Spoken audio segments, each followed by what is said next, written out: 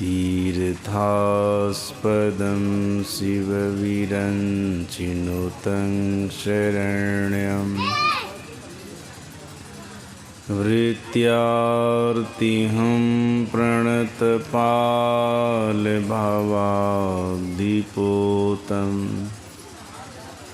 वन्दे महापुरुषते चरणारविन्दं त्यक्त्वा सुदुस्त्यजसुरेप्सितराज्यलक्ष्मीं धर्मिष्ठ्यार्यवचसा यदिगादरण्यम् मायामृगं दयितैप्सितमन्वधावत् वन्दे महापुरुषते चरणारविन्दम् अखण्डानन्दबोधाय शिष्यसन्तापहारिणे सच्चिदानन्दरूपाय रामाय गुरवे नमः। रविर्वाह्यतमोहन्तिर्स्यान्तर्ध्वान्तं महागुरोः तस्मात् मे हि गुरुं वन्दे हृदयस्थदिवाकरम् हृदयस्थदिवाकरम् हृदयस्थदिवाकरम्। बोलिए प्रेम से श्री सद्गुरु महाराज की जय।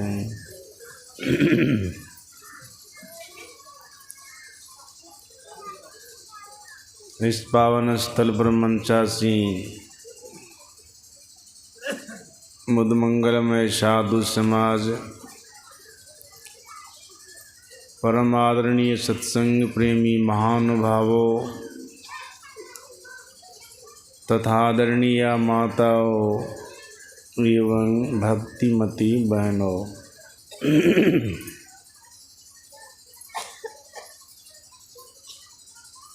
अभी हम आप सभी लोग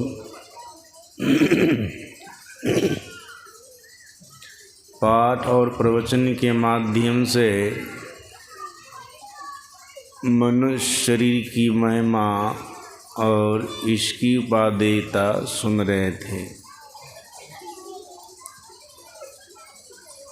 महापुरुषों ने कहा है, शरीर, मनुष्य का शरीर जीवात्मा के लिए बहुत ही महिमावान है।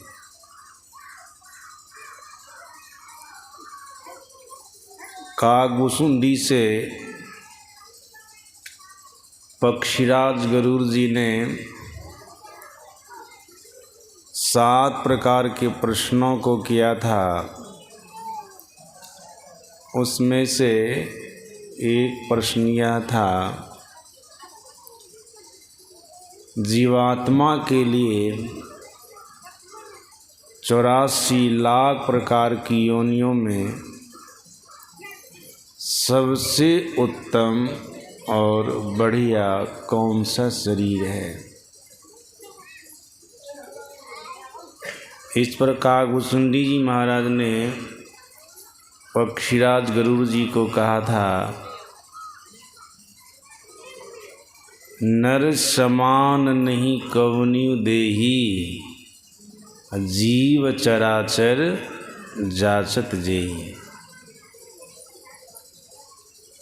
84 लाख प्रकार की योनियों में जीवात्मा के लिए सबसे बढ़िया मनुष्य का शरीर है।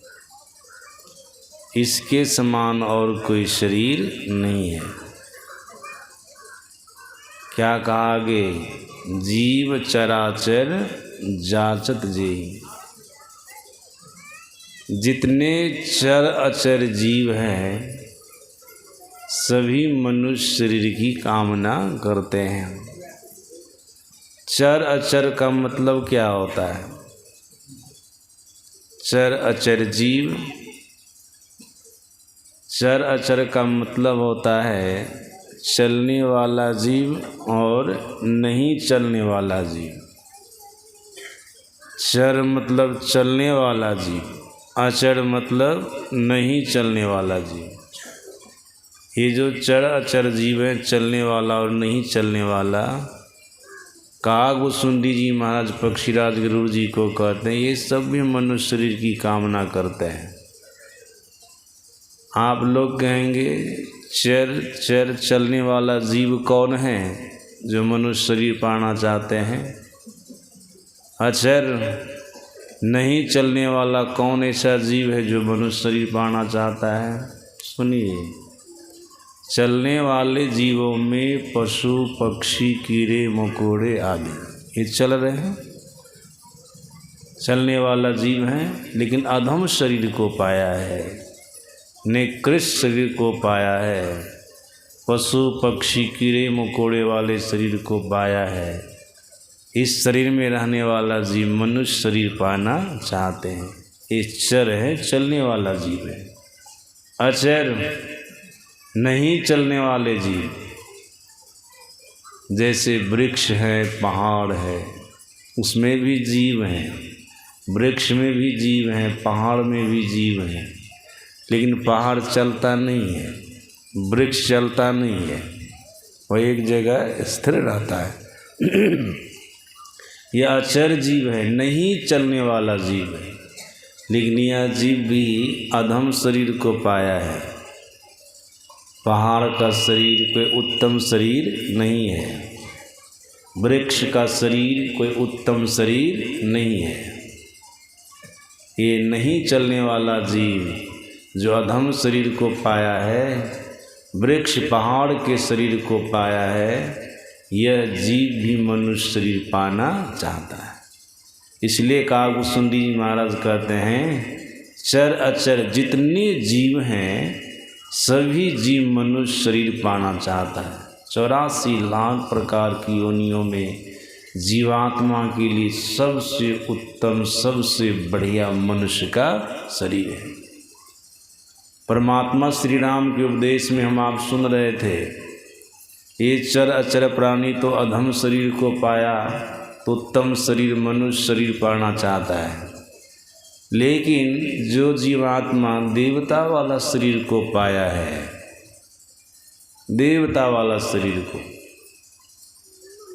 जिस देवता की उपासना स्वयं मनुष्य करता है, मनुष्य पूजता है, आप लोगों में से बहुत कम लोग होंगे जो देवता को नहीं पूजते होंगे, लगभग पूजने वाले होंगे, सब मानते हैं, सब पूजते हैं, सब उनका आदर करते हैं।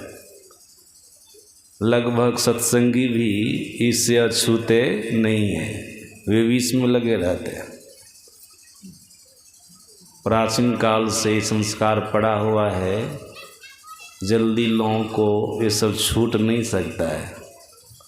हाँ, किसी जीवन काल में सद्गुरु महाराज की कृपा से साधना में चढ़ाई होगी, अध्यात्म ज्ञान को बढ़िया से समझ लेंगे, तब ये सब छूट भी सकता है, नहीं तो जल्दी छूटना बड़ा मुश्किल है। सत्संगी लोग इसमें लगे हुए हैं।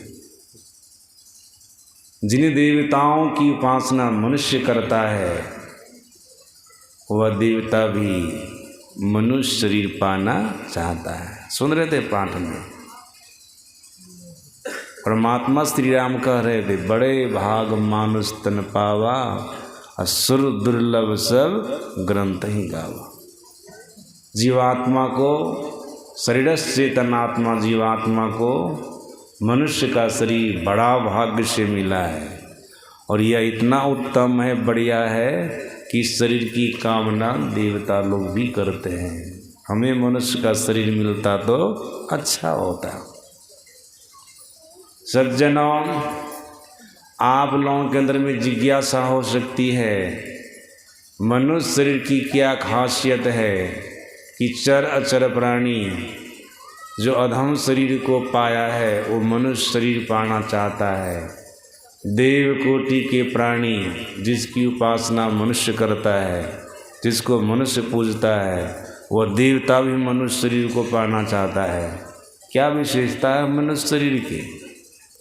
तो परमात्मा श्री राम के वचन में हम आप सुन रहे थे मनुष्य शरीर की विशेषता, साधन धाम मोक्ष कर द्वारा, ये विशेषता है मनुष्य शरीर की। मनुष्य का शरीर सभी साधनों का घर है। पहली बात, सभी साधन का मतलब होता है सभी व्यवस्था का घर है, सभी साधनों का घर है। इसमें रह कर के आप पाप कर सकते हैं, पुण्य कर सकते हैं, परमात्मा की भक्ति कर सकते, सब साधन। और साथ साथ इसी मनुष्य शरीर के अंदर में सभी प्रकार के बंधनों और सभी प्रकार के दुखों से छूटने का द्वार है, मोक्ष का द्वार है, मुक्ति का द्वार है।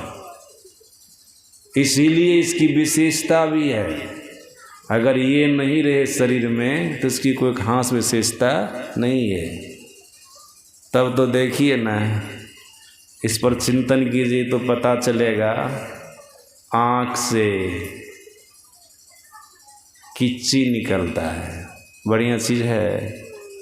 कान से गुज्जू निकलता है, नाक से सभी लोग जानते हैं नेठा निकलता है, मुंह से खखार निकलता है। पैखाना पेशाब की फैक्ट्री यही है। थोड़ा चीर करके देखिए ना, कोई चीज़ बढ़िया लगेगी इसके अंदर में, मन घिन आ जाएगा देख करके। कोई भी चीज़ शरीर के अंदर में बढ़िया नहीं है। सज्जनों, 1 ड्राम आप गंगा जल ले आइए, अपने घर में रख लीजिए, 1 बूंद उसमें पेशाब दे दीजिए, क्या होगा? पवित्र रहेगा गंगा जल। भले गंगा नदी का गंगा जल में पैखाना कर दीजिए, पेशाब बहता पानी है तो एकदम पवित्र है, अलग बात है। लेकिन 1 ड्राम गंगा जल को 1 बूंद पेशाब अपवित्र कर देता है ना। आप लोगों की जानकारी में हो जाए, इस ड्राम में जो गंगा जल भरा हुआ 1 बूंद पेशाब दे दिए हैं तो कभी देवी देवता को चढ़ाइएगा, देह पर छिड़किएगा? नहीं छिड़क सकते हैं, जबकि गंगा जल को पवित्र माना जाता है, लेकिन नहीं छिड़क सकते हैं। ये पेशाब कहाँ से निकला है? शरीर से ही निकला है। 56 प्रकार के भोजन को बना दीजिए, एक बार पैखाना का छिटकाव समय दे दीजिए, खाने लायक रहेगा? कहाँ से निकला है? शरीर से निकला है ना। दुर्गंधी से भरा हुआ है शरीर। बस इसकी ही एक खासियत है, विशेषता है कि इसके अंदर में मोक्ष का द्वार है। सभी दुखों से, सभी बंधनों से छूटने का मार्ग है, साधन धाम मोक्ष कर द्वारा। इसलिए महिमावान है। 84 लाख प्रकार के शरीरों में सबसे श्रेष्ठ शरीर है, सबसे उत्तम शरीर है। हम लोगों के सद्गुरु महाराज महर्षि में ही परमहंस जी महाराज ने कहनी कृपा की है, केवल नर ही तन से मुक्ति को पावहु, याते यह तन दुर्लभ मुक्ति कमाओ। सद्गुरु महाराज जी बोलते एकमात्र मनुष्य शरीर में रहने वाला जीवात्मा ही मोक्ष पा सकता है, मुक्ति पा सकता है। मोक्ष पाने का, मुक्ति पाने का साधन कर सकता है। मनुष्य शरीर के अलावा देव कोटि के प्राणी भी मोक्ष का साधन नहीं कर सकता, मुक्ति का साधन नहीं कर सकता है, मोक्ष नहीं पा सकता, मुक्ति नहीं पा सकता। कारण मोक्ष का द्वार, 10वां द्वार एकमात्र मनुष्य शरीर के अंदर है। इसलिए सबसे श्रेष्ठ है, सबसे उत्तम है, और इस शरीर को सभी प्राणी चाहते हैं। कागभुसुंडी जी महाराज से पक्षीराज गरुड़ जी ने पूछा, आप जो मनुष्य शरीर को 84 लाख प्रकार की योनियों में सबसे श्रेष्ठ बता रहे हैं जीवात्मा के लिए, आपकी दृष्टि में इसकी खासियत क्या है, इसकी विशेषता क्या है? देखिए कागभुसुंडी जी महाराज क्या कह रहे हैं। कागभुसुंडी जी महाराज कह रहे हैं, नरक स्वर्ग अपवर्ग निशेनी, ज्ञान विराग भगति सुख देनी। कागभुसुंडी जी महाराज कहते हैं, सबसे पहली बात, मनुष्य शरीर के अंदर 3 ओर जाने के लिए सीढ़ी लगी है। कहाँ कहाँ? नरक में जाने की सीढ़ी है, स्वर्ग में जाने की सीढ़ी है, अपवर्ग में जाने की सीढ़ी है। जो संत मत के सत्संग में बारंबार सम्मिलित होते रहते हैं, संत मत के साहित्य का अध्ययन करते रहते हैं, उसको इस बात में संशय नहीं होगा, नहीं तो औरों को संशय हो जाएगा। अरे सीढ़ी ही एक भी सीढ़ी है अंदर में, एक भी सीढ़ी, कहते 3 ओर जाने के लिए सीढ़ी है। नरक में जाने की सीढ़ी है, स्वर्ग में जाने की सीढ़ी, अपवर्ग में जाने की सीढ़ी है। साधारण तौर पर लोग सीढ़ी किसको समझते हैं? छत पर चढ़ने के लिए ईटा पत्थर की बनी हुई सीढ़ी, तो उसको समझते हैं, या बांस लोहे से जो बनी सीढ़ी है ना, उसको समझते हैं। लेकिन महापुरुषों के यहाँ तो आध्यात्मिक बातें होती है ना। देखो रस की बात है। नरक में जाने की सीढ़ी क्या है, स्वर्ग में जाने की सीढ़ी क्या है, अपवर्ग में जाने की सीढ़ी क्या है, इसका खुलासा हम लोगों के सदगुरु महाराज जी ने किया है। सदगुरु महाराज जी ने कहा, देखो नरक में जाने की सीढ़ी, स्वर्ग में जाने की सीढ़ी, अपवर्ग में जाने की सीढ़ी क्या है। सदगुरु महाराज जी कहते हैं, आँख बंद करने पर भीतर में जो अंधकार मालूम पड़ता है, ये अंधकार नरक में जाने की सीढ़ी है। सभी लोग ध्यान से सुनिएगा इस बात को। गुरु महाराज जी का वचन है, सारस्वत में पढ़ लीजिएगा। मैं अपने मन से कुछ भी नहीं कह रहा हूँ। सदगुरु महाराज जी ने कहा, भीतर का अंधकार, आँख बंद करने पर भीतर में जो अंधकार मालूम पड़ता है, यह अंधकार नरक में जाने की सीढ़ी है। आप कहेंगे, गुरु महाराज जी ने भीतर के अंधकार को नरक में जाने की सीढ़ी क्यों कहा?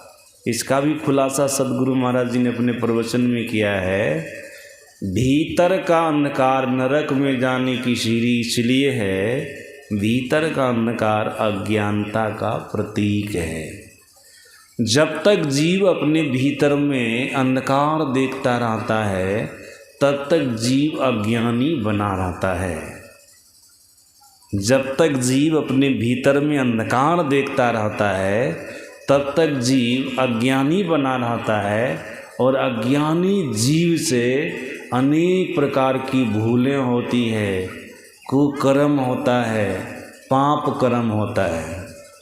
सज्जनों, भूल करने वाला, पाप कर्म करने वाला, निकृष्ट कर्म करने वाला नरक नहीं जाएगा तो कहाँ जाएगा? नरक नहीं जाएगा तो कहाँ जाएगा? इसलिए सदगुरु महाराज जी ने कहा, भीतर का अंधकार नरक में जाने की सीढ़ी है। जब तक जीव भीतर में अंधकार देखता रहता है, अज्ञानी बना रहता है, अनेक प्रकार के पाप कर्मों को करता है, अनेक प्रकार के नीच कर्मों को करता है, अनेक प्रकार की भूलें होती रहती है, स्वाभाविक रूप से वो नरक चला जाता है। इसलिए भीतर का अंधकार नरक में जाने की सीढ़ी है। संत राधा स्वामी जी महाराज ने कहा, इस नगरी में तिमिर समाना, भूल भरम हर बार, खोज करो अंतर उजियारी, छोड़ चलो नौ द्वार।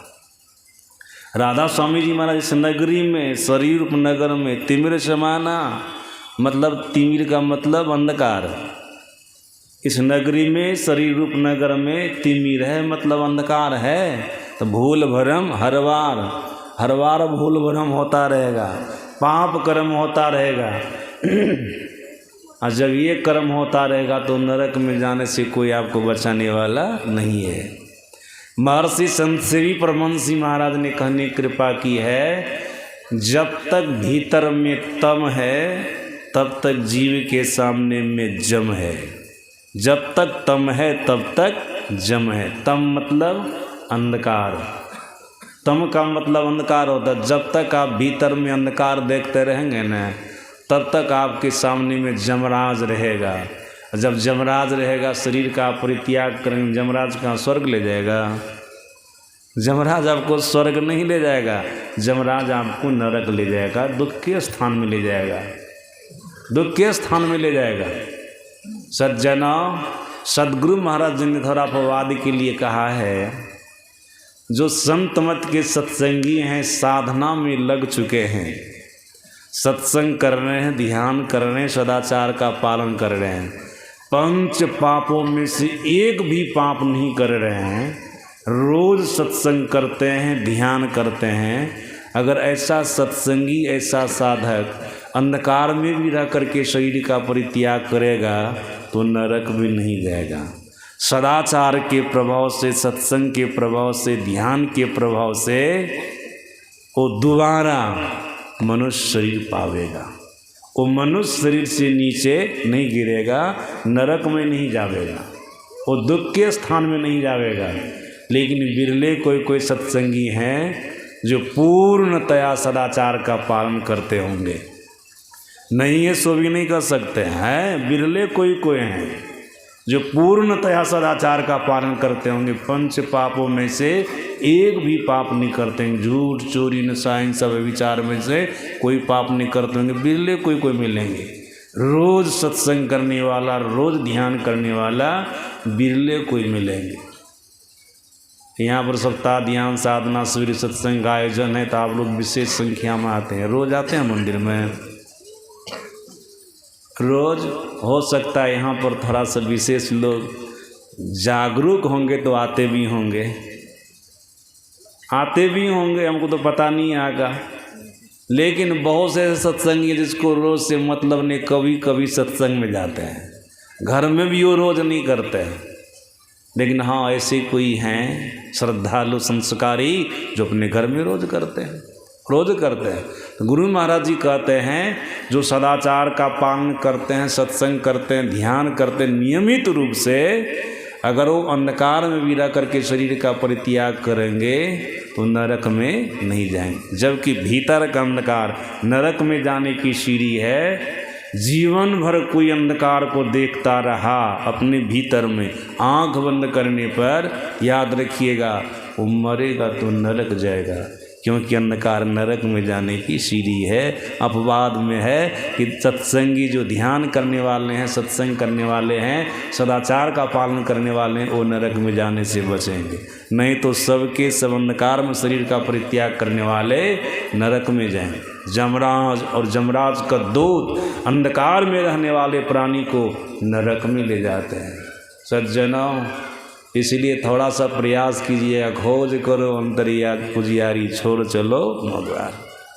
9 द्वारों से निकल करके, 3 अवस्थाओं से निकल करके चौथी अवस्था में, 10वां द्वार में प्रवेश कर चौथी अवस्था में जाने का प्रयास कीजिएगा, जाइएगा। तब आप अपने भीतर में प्रकाश देखिएगा। अब भीतर का प्रकाश क्या है? सदगुरु महाराज जी कहते भीतर का प्रकाश स्वर्ग में जाने की सीढ़ी है। अंधकार नरक में जाने की सीढ़ी, अब भीतर का प्रकाश स्वर्ग में जाने की सीढ़ी। और जब तक 9 द्वारों में फंसे रहेंगे, 3 अवस्थाओं के अंदर रहेंगे, तो भीतर में प्रकाश देख सकेंगे? नहीं, भीतर में प्रकाश नहीं देख सकेंगे। अपने आप को 9 द्वारों से निकाल करके 10वां द्वार में, उसी मोक्ष के द्वार में प्रवेश करा लेंगे और चौथी अवस्था में चले जाएंगे, तब आप अपने भीतर में प्रकाश देखेंगे। भीतर में प्रकाश देखेंगे, ये कोई बनावटी बात नहीं है। हम लोगों के सदगुरु महाराज जिनकी तस्वीर यहाँ पर लगी हुई है, महर्षि मही परमहंस महाराज की, ये कहने कृपा की है। देखो जी, मैं अपने सच्चे सदगुरु बाबा देवी साहब से ज्ञान सीखा, फिर उनके एक शिष्य थे, उनसे दृष्टियोग का साधन सीखा। बाबा देवी साहब से नादानुसंधान की क्रिया सीखा, और उनके ही एक शिष्य थे उनसे मैं दृष्टियोग का साधन सीखा और मनयोग पूर्वक किया। दृष्टियोग का साधन तो संत मत की तीसरी साधना है। मनयोग पूर्वक मैंने किया तो अपने भीतर में प्रकाश देखा। जो प्रकाश स्वर्ग में जाने की सीढ़ी है न, उस प्रकाश को देखा। सदगुरु महाराज जी की वाणी में है न, सुखमनिया में मोरी नजर लागी, अगल बगल कहीं दृष्टि न डोले, सन्मुख बिंदु पकड़ लागी। तो हुआ किया, ब्रह्म ज्योति खुल गई अंदर में, निशी अंधियारी हदस भागी। सतगुरु महाराज जी कहते हैं मैं मनोयोग पूर्वक संत मत की तीसरी साधना किया तो अपने भीतर में ब्रह्म ज्योति को पाया, ब्रह्म प्रकाश को पाया। सज्जनों, इसी सदगुरु महाराज जी के ज्ञान को हम आप अपनाए हैं। हम आप भी अगर संत मत की तीसरी साधना को, दृष्टियोग के साधन को करेंगे तो क्या भीतर में ब्रह्म प्रकाश नहीं होगा, ब्रह्म ज्योति की प्राप्ति नहीं होगी। सदगुरु महाराज जी को हो गई। गुरु महाराज जी साफ साफ कहते ब्रह्म ज्योति खुल गई अंदर में, निशी अंधियारी हदस भागी। हमको ब्रह्म ज्योति की प्राप्ति हो गई, ब्रह्म प्रकाश की प्राप्ति हो गई। अंधकार भीतर का खत्म हो गया। जो अंधकार नरक में जाने की सीढ़ी थी वो खत्म हो गई। अंधकार खत्म हो गया, भीतर में प्रकाश हो गया। जो प्रकाश स्वर्ग में जाने की सीढ़ी है। सज्जनों, याद रखेंगे, सदगुरु महाराज जी ने कहने कृपा की है, जो साधक अपने भीतर में प्रकाश को देखता है न, ऐसा मत वो समझे कि शरीर का